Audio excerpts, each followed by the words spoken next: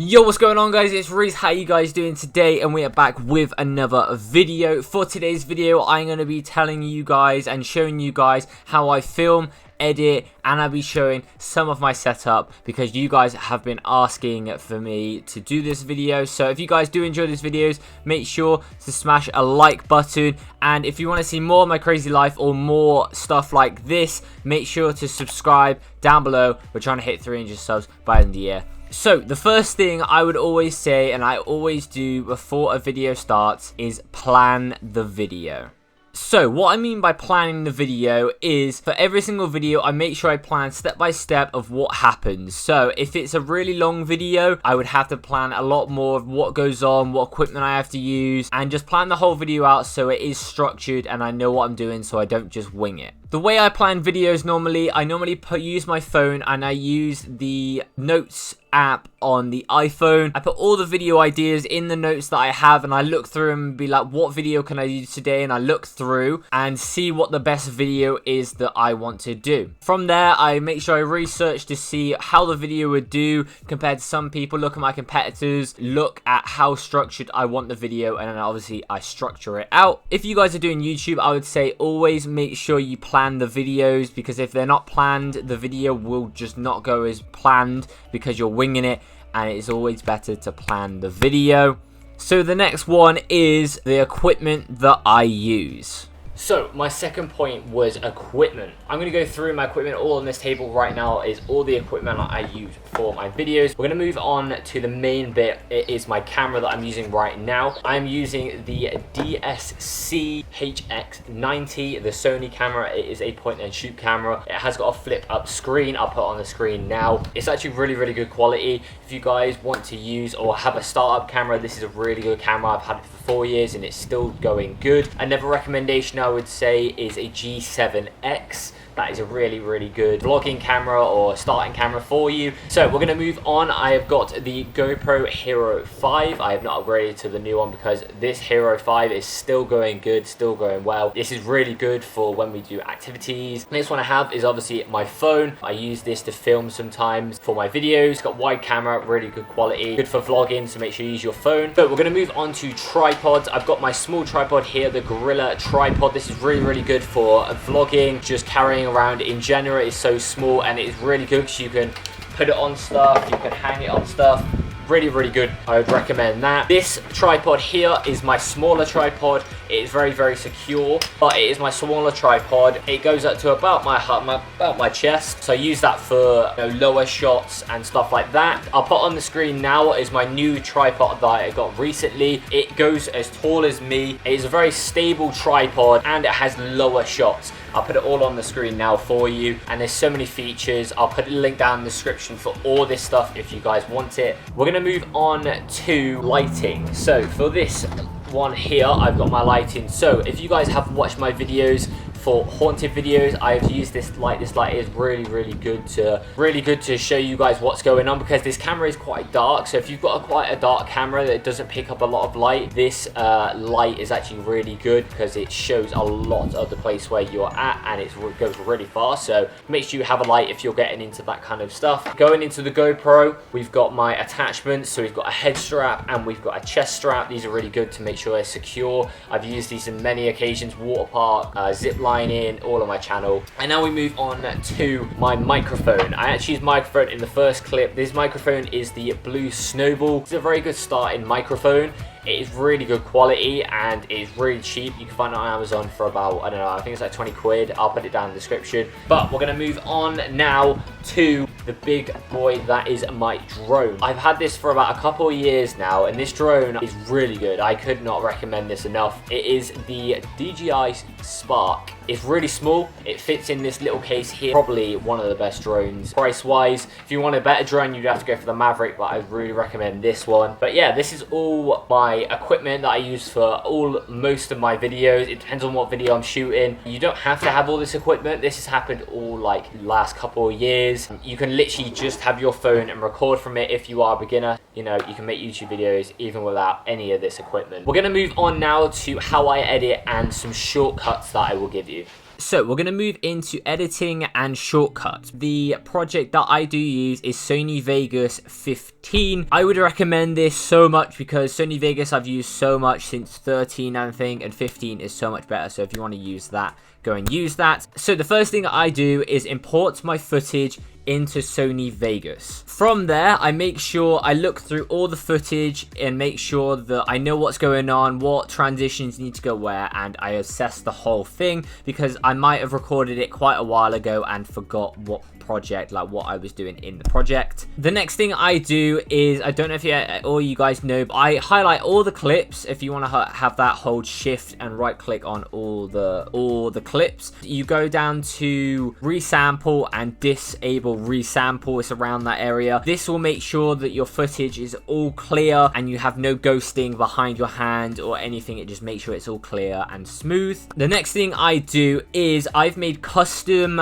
contrast and brightness settings. As you can make this in Sony Vegas, you make your own settings of contrast. I do this because the normal, when you record it, it has a thing over the top that like is just too bright and it just looks ugly. So I'll show you right now the difference. I put the contrast on and I put the contrast, I'll show you the contrast off. You won't realize it in the video because obviously I put it in there, but that is something I would recommend. After you've done all that little like tweaks and stuff, this is where you get into the start of the video. First of all, cut all the important parts out of my video. It doesn't matter how long it is, just make sure you cut all the important parts out first. And then from there, I normally go back through the footage, and if it is too long and it's over like 20 minutes or over too long than you think, go through it and cut out the bits that you do not want. So I make sure I put some music in there to sync up. Sometimes I sync it to a beat, sometimes it doesn't have to, it's just background music. Make sure you get the levels right, guys, because if you get the levels right, then people can hear you. Some places I get some music from that are non-copyrighted because obviously the copyright law, you're not allowed copyright in your videos because you won't get monetized and stuff. I use audio library on YouTube by actual YouTube. They've got some really good stuff on there music wise. We've all heard the NCS track, we've all heard the same tracks. They bring out new stuff all the time and it's all nice for like vlogs and it's all like smooth, so it actually goes into the video. Another music tool I use is called Thematic. I'm pretty sure I'll put a link down in the description. They do some really good music on there and it's free. You don't have to pay, you just have to sign up and you can download all the music. You just have to make sure you put at the bottom of the description all the people that are actually in the vid, like that actually made the song. Make sure you use different music, guys, because I use so much different music. For every single video, I make sure I use different music so it sounds different. So we'll move on to the final bit. And as that is all done, your video is pretty much nearly done for me. The next thing is the hardest part is effects and transitions. It depends on the video. So if a video is a vlog, I would not put that many transitions in. I'd just put like swipe, you know, like glitches and stuff. I don't know, it depends on the video. Sometimes I put glitches, it depends really.